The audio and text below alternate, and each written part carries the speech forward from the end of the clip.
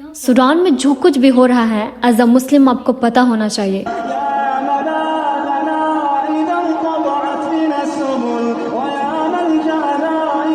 क्या आप जानते हैं कि आज सूडान में कैसे क़यामत टूटी हुई है?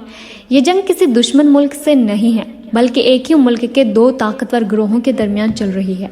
एक तरफ है सूडानी फौज जिसके सरबराह हैं लीड कर रहा है अब्दुल फताह बुरहान, और दूसरी तरफ है RSF जिसका लीडर है हुमैदती मोहम्मद हमदान दगालो।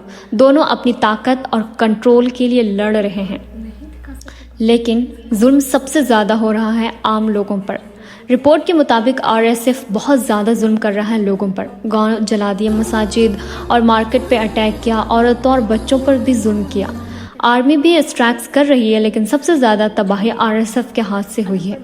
ये जंग स्टार्ट हुई थी अप्रैल 2023 में, जब दोनों ग्रुप्स ने डेमोक्रेसी की बात की, लेकिन RSF ने आर्मी के खिलाफ जंग छेड़ दी। उस दिन से खर्तुम और डारफुल जंग का मैदान बन गया है।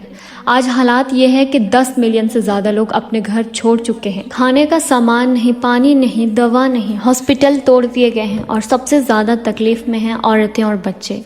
दुनिया सिर्फ देख रही है। UN और अफ्रीकन यूनियन पीस टॉक कर रही है, लेकिन ग्राउंड पे अब भी बॉम्ब गिर रहे हैं।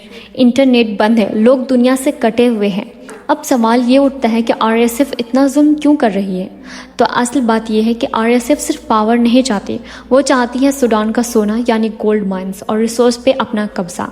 कहा जा रहा है कि UAE उन्हें सपोर्ट कर रहा है पैसों से, हथियारों से, लेकिन UAE ऑफिशियली मना कर रहा है, लेकिन सबूत मिल रहा है। रसूल सल्लल्लाहु अलैहि वसल्लम ने फरमाया, एक मुसलमान दूसरे मुसलमान का खून नहीं कर सकता, लेकिन आज ये जंग अपने ही लोगों के बीच चल रही है, पावर के लिए, ना कि ईमान के लिए। बस दुआ करो सूडान के लोगों के लिए, जहां हर माँ अपने बच्चे को गले लगाकर कह रही है, या अल्लाह सिर्फ एक दिन और जिंदा रख। या अल्लाह सूडान के लोगों को अमन दे और जुल्म करने वालों का अंजाम जल्द दिखा दे। आमीन सब कमेंट में करो।